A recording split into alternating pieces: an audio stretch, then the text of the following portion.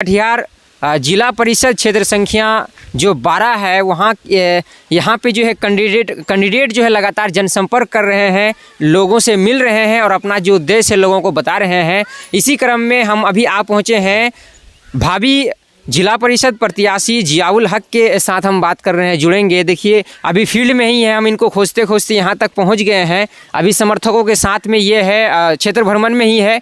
हम उनसे एक दो सवाल ले लेते हैं, पूछते हैं कि उनका जनसंपर्क कैसा चल रहा है। सबसे पहले आपका स्वागत है हमारे चैनल में। पहला सवाल कि आपका जनसंपर्क, अभी भी आप जनसंपर्क में लगे हुए हैं, क्या रिस्पॉन्स मिल रहा है?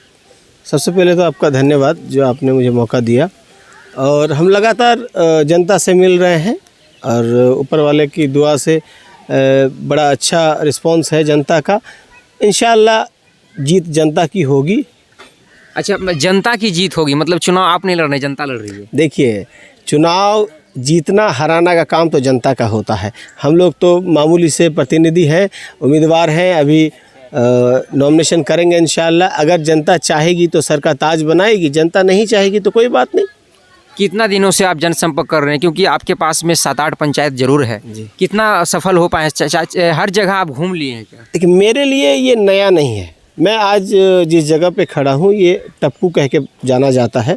मैं इससे पहले भी लगातार अपने सामाजिक कार्यों की वजह से यहाँ आया हूँ। 2 साल पहले भी आया हूँ, 1 साल पहले भी आया हूँ।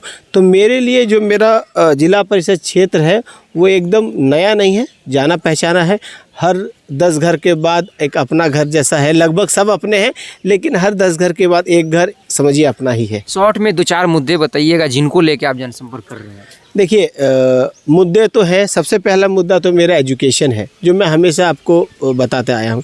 दूसरा मुद्दा है मेरा महिलाओं का सशक्तिकरण, कैसे महिलाएं अपने पाँव पे खड़े हों, जिस कारण से शायद आपको पता भी होगा, आपने इससे पहले भी जिक्र किया है कि मेरे कुछ सिलाई सेंटर्स वगैरह चल रहे हैं। तीसरा है कि स्पोर्ट्स और हेल्थ, ये हेल्थ पर भी हम काम करेंगे, साथ साथ स्पोर्ट्स पर भी काम करेंगे। आपको मैं एक छोटे सा उदाहरण देके बताना चाहूँगा कि यहाँ के लोग वॉलीबॉल में बड़े अच्छे होते हैं। तो मेरा एक ड्रीम है, अगर मैं जीत के आया तो मेरा एक तोहफ़ा होगा जिला परिषद क्षेत्र संख्या 12 के लोगों को कि मैं एक वॉलीबॉल कॉम्प्लेक्स तैयार करूं, जिसमें हमारे बच्चे कोच के अंडर में वॉलीबॉल सीखें, खेलें और अपना नाम स्टेट में, नेशनल में, पूरे विश्व में अपना नाम रोशन करें और अच्छे जगह पर वो जाएं। ये मेरा सपना है, देखते हैं क्या होता है। सही में आपके मुद्दे को मुद्दे समझिए या फिर प्रलोभन? देखिए, प्रलोभन तो कहा नहीं जा सकता है कि अगर हम प्रलोभन आज देंगे तो कल फिर किस बात को लेके जनता के सामने जाएंगे।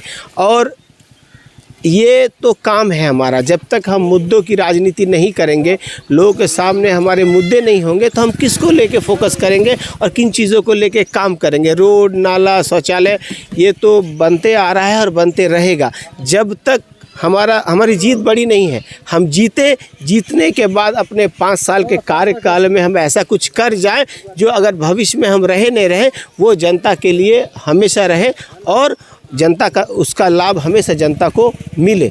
ये मेरी सोच है। अभी तो आपके आसपास में जैसे कि जनता को भी हम देख रहे हैं, आप जो है मुझे भी और जनताओं को भी बताएं कि जिला परिषद का एक्चुअल में 1-2 जो काम होता है बेसिक, वो ज़रा बता दें तो ठीक रहेगा।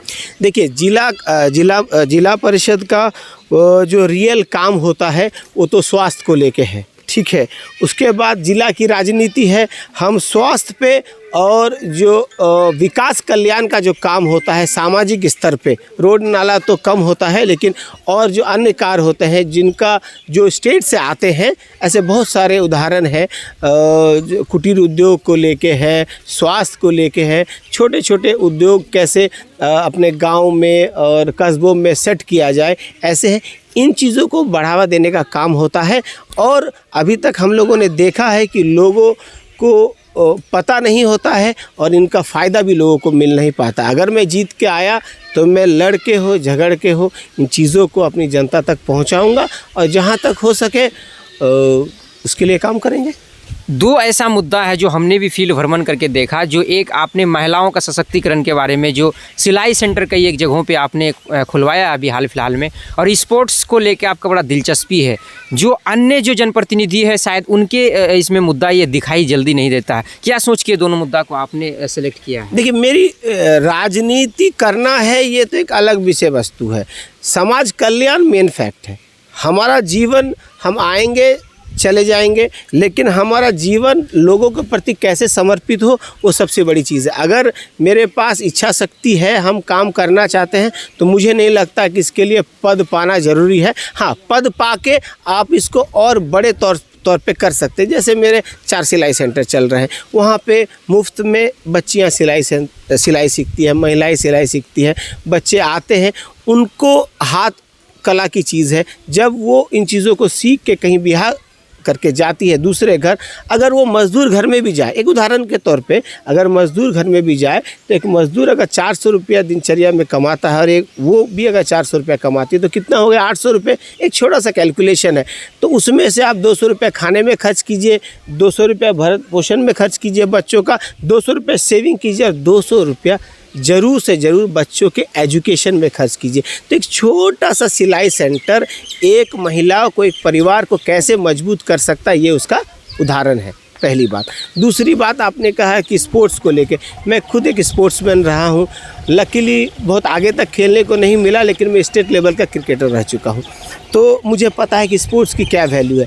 यहाँ पे लोग क्रिकेट देखने नहीं आते हैं, लेकिन वॉलीबॉल देखने हज़ारों लोग आते हैं, और वॉलीबॉल खेलने के लिए प्रोत्साहन भी किया जाता है लोगों को। तो अगर मैं एक ऐसी व्यवस्था कर पाऊँ जिसमें आपके पास कोच की सुविधा हो, ड्रेस हो, ऐसा ग्राउंड हो जिसमें बारिश का कोई असर नहीं हो, धूप का कोई असर नहीं हो, चारों तरफ से घिरा हुआ हो, और एक साथ 4 कोर्ट हो जिसमें कम से कम 20-30 बच्चे प्रैक्टिस कर रहे हो लगातार, तो ज़रा आप सोचिए, इन सुविधाओं के साथ अगर बच्चे हमारे आते हैं मैदान में और उनको लाभ होता है, तो वो किस लेवल तक जा सकते हैं। सरकारी नौकरी मिलेगी उनको। अगर वो नेशनल खेलते हैं, इंटरनेशनल खेलते हैं, तो उनको सरकारी लाभ मिलेगा। सरकारी, एक आदमी को भी अगर सरकारी लाभ मिल गया तो मेरा जीवन सफल हो गया, मेरा वो उद्देश्य सफल हो गया। अच्छा, नॉमिनेशन को लेके क्या तैयारियां कर रहे हैं?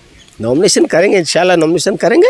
अभी 5 तारीख से नॉमिनेशन है, तो किसी दिन एक दिन फिक्स कर देंगे। जनता जिस दिन कहेगी कि नहीं कर देना है, सबको ले आके कर देंगे नॉमिनेशन। वोटरों को क्या संदेश देना चाहते हैं? वोटरों को मेरा यही संदेश है कि इलेक्शन 5 साल में एक बार आता है। सोच समझ के अपनी प्रतिनिधि को चुनिए, जो आपके साथ हमेशा कंधे से कंधा मिला के खड़े रहे, आपके दुख में, आपके सुख में, आपके अच्छे में, आपके बुरे में।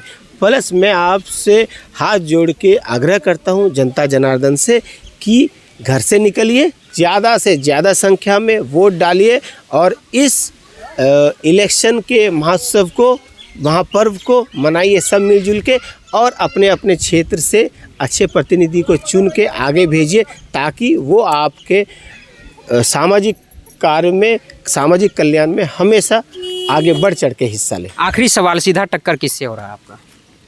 ये तो जनता बताएगी सीधा टक्कर किससे है। नहीं है। आप क्या महसूस कर रहे हैं? देखिए, मैं उन चीज़ों में फोकस नहीं करता हूँ। मेरा फोकस ये है कि अगर मैंने समाज के लिए कुछ किया है तो इंशाल्लाह मुझे समाज इसका रिटर्न देगा।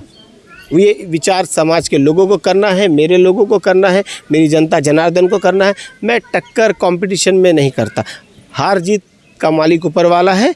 इंशाअल्लाह जनता अगर चाहेगी तो जीत जनता की होगी। चलिए, हमारी शुभकामनाएं आपके साथ में है। नॉमिनेशन करने जा रहे हैं, तो ये थे हमारे साथ क्षेत्र संख्या 12 की जिला परिषद उम्मीदवार भावी प्रत्याशी जियाउल हक। इन्हीं से हम जान रहे थे। अभी ग्राउंड पे ये फील्ड जनसंपर्क लगातार कर रहे हैं, और इनका कहना है कि इनको ज़बरदस्त रिस्पॉन्स मिल रहा है, मुद्दों के साथ में जा रहे हैं, और स्पोर्ट्स और नारी सशक्तिकरण के और एजुकेशन के मुद्दे को ये बता रहे हैं लोगों को। अब आगे देखना बड़ा दिलचस्प होगा, क्योंकि इस क्षेत्र में, क्षेत्र संख्या 12 में एक पर एक धुरंधर कैंडिडेट है। हालांकि इन्होंने ये नहीं बताया कि सीधा टक्कर किससे है, लेकिन वक्त आने पे जनता को जरूर पता चल जाए कि सीधा टक्कर इनका किससे या कौन कैंडिडेट जीतते हैं। तब तक हमारे चैनल से आप बने रहें। कैमरे के पीछे पप्पू कुमार मौजूद है। मैं आपसे विदा लेता हूँ। साहिल सांवरिया, SQ मीडिया।